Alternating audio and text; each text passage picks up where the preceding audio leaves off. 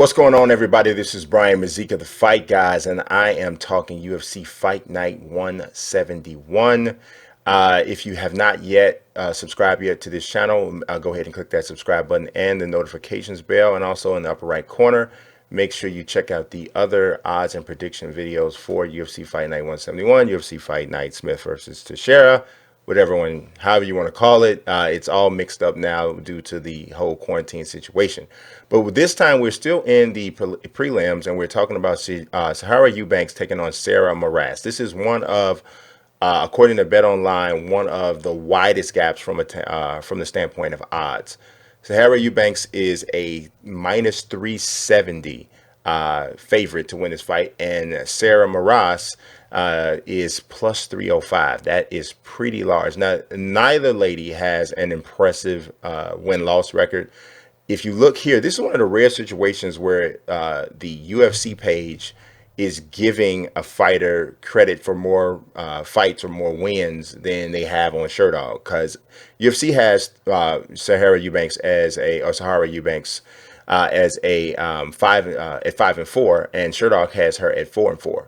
Sarah Moras is 5-6, so needless to say, this is a major must-win for her. She's 6-5 according to Sherdog. Either way, she really needs a victory in this particular fight. So let's start to break it down. Eubanks is much shorter, with 2 inches shorter than Moras, and you don't really notice that too much until you see them actually during the face-off, which they weren't standing that close, but you can tell there's a little bit of a height difference, even though I still think it may not actually be the 2 inches that are listed here. For the most part, physically, there won't be that much of an advantage in either way from a standpoint of length. I think they both are around about the same size in that sense. Sarah Moras does look to be in a lot better shape for this particular fight than she has been for some of the previous ones. I'm a big Sarah Moras fan. She's a person that's really easy to root for. In almost every fight, it's just her effort and then her demeanor, there's the overall way she goes about things. I think she's a very easy person to root for, but just hasn't been able to come up with victories in most of her fights. So I don't think anyone necessarily has an advantage from a length standpoint, but Eubanks is almost always in just almost carrying more muscle, just a leaner frame overall. And so she would appear to be the physically stronger of the two fighters. And definitely I would give her an edge in overall quickness. So from a physical standpoint, I think she does have an advantage there. If you look at statistically, one of the biggest problems that you'll see with Sarah Moras is she takes defensively, she doesn't do a lot of head movement at all, and she's just kind of slow in the striking. She does land a little bit more shot. I mean, her accuracy is a little higher than Sijara Eubanks. She lands 41% of her shots, 39% for Eubanks, but Eubanks is just more active. So she's landing almost 5 shots per minute. Moras is landing just over 2.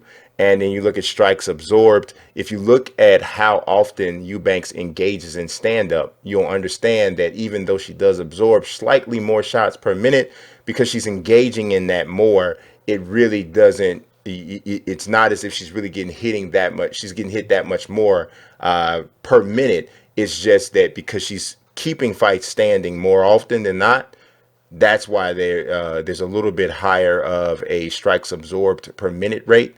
But she's still, to me, a better defensive fighter. And you can see evidence of that because she actually evades 58% of the shots thrown at her, and Moras is only evading 44%.